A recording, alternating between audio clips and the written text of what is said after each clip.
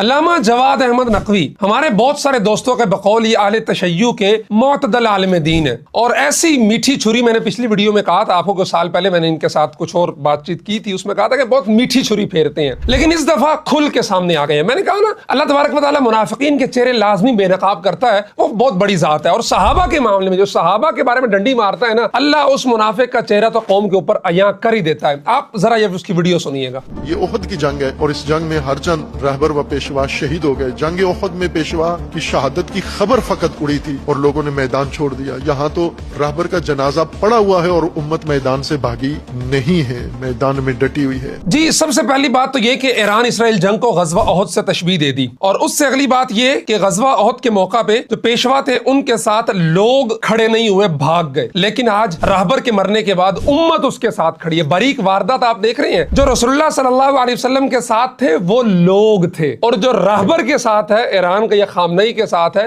وہ امت ہے۔ یہ اعتدال والے جو ہمارے دوست ان کے اعتدال کا منظر ہمارے سامنے بیچ رہے ہوتے ہیں، نہیں جی، جو ان کے اداروں کے وزٹ کر رہے ہوتے ہیں ہمارے علماء، وہ جی بہت معتدل عالم دین، اور ہمارے کچھ علماء جو ان کے دست بوسی کر رہے ہوتے ہیں، یہ کہتے ہوئے کہ معتدل عالم دین ہے، یہ ان کے لیے تمغہ ہے کہ لے لیں۔ صحابہ جو رسول اللہ کے ساتھ ہیں وہ لوگ ہیں، جو ایران کی عوام رہبر کے ساتھ ہے وہ امت ہے۔ پہلی بات۔ دوسری بات، صحابہ کے بارے میں جو آپ نے کہا کہ وہ لوگ بھاگ گئے تھے ان کی موت کی خبر سن کے، اس حوالے سے بھی ذرا اپنی معلومات درست کر لیں۔ اس حوالے سے میں کوئی تاریخ سے بات نہیں کروں گا، میں احادیث سے مستند واقعات آپ کے سامنے چند رکھتا ہوں کہ صحابہ نے رسول اللہ صلی اللہ علیہ وسلم کے ساتھ کیا معاملہ کیا احد کے موقع پہ۔ اچھا، پہلی بات تو یہ ہے کہ جو رسول اللہ صلی اللہ علیہ وسلم کے شہید ہونے کی اطلاع پھیلی تھی احد کے موقع پر، وہ ایک مس انڈرسٹینڈنگ تھی۔ اس طریقے سے مصعب بن عمیر رضی اللہ تعالیٰ عنہ، ان کی مشابہت تھی تھوڑی بہت رسول اللہ صلی اللہ علیہ وسلم کے ساتھ، تو جھنڈا ان کے ہاتھ میں تھا، تو ان کا ہاتھ کٹا، انہوں نے جھنڈا الٹے ہاتھ میں پکڑ لیا، ان کا یہ ہاتھ بھی کٹا تو انہوں نے جھنڈا دونوں بازوؤں کو یوں کر کے پکڑ لیا، اور پھر ان پہ وار ہوا، دو ٹکڑے ہوئے تو جھنڈا نیچے گرا۔ اطلاع یہ پھیل گئی کہ رسول اللہ صلی اللہ علیہ وسلم شہید ہو گئے، کیونکہ